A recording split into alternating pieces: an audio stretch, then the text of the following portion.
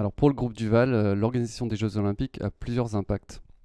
On a une analyse multidimensionnelle sur cet événement, puisqu'on est sur beaucoup d'éléments différents. Et surtout, en fait, pour nous, on a deux thèmes très importants.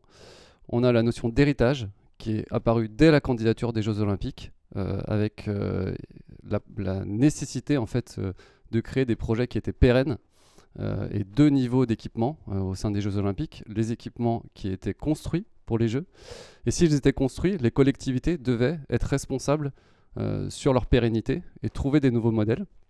Et le deuxième niveau, c'est plus une partie financière, c'est-à-dire le fait que les projets soient soutenables et qu'on ait des modèles économiques qui soient viables. On n'est plus sur une logique où l'investissement et l'exploitation étaient portés par l'État ou des collectivités sur ces grands événements, mais on est sur une logique d'héritage, donc ça veut dire que le monde privé et donc le monde de l'immobilier se positionne en se disant les équipements vont être utilisés pour les Jeux Olympiques, mais qu'est-ce qu'on en fait après? Et comment un groupe immobilier comme le groupe Duval peut imaginer des solutions innovantes qui anticipent finalement des nouveaux besoins et cette tendance de fond qui est de trouver des solutions privées qui collent aux usages futurs des utilisateurs.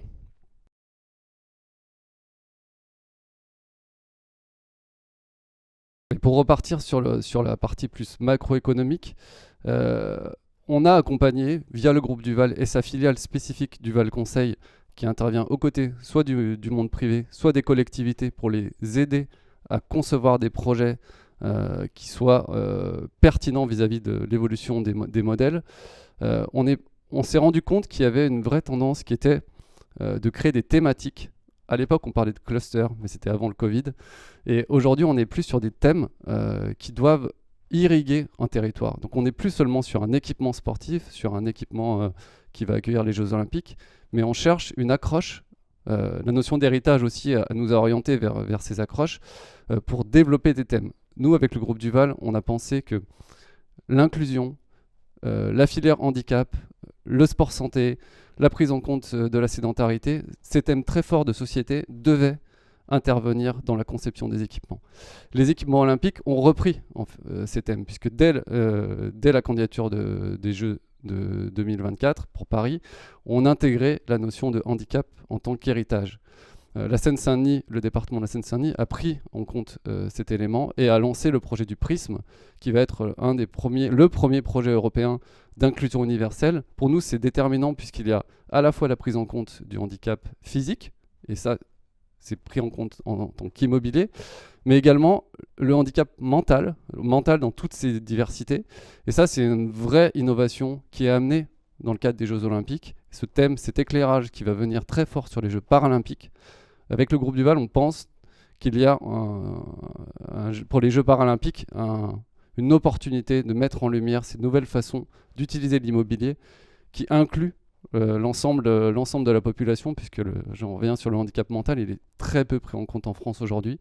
Et l'objectif, c'est d'intégrer dans ces équipements des flux, des usages, des mixités d'usages. C'est là que l'inclusion, c'est faire un pas vers l'autre. C'est-à-dire que les personnes en situation de handicap font le pas vers les personnes valides, enfin j'aime pas ce terme, mais valides, et les valides font le pas vers les personnes en situation de handicap, et on invente un nouveau modèle, et c'est comme ça que le groupe Duval se positionne, à inventer de nouveaux modèles aux côtés des collectivités qui veulent envisager en fait des infrastructures pérennes.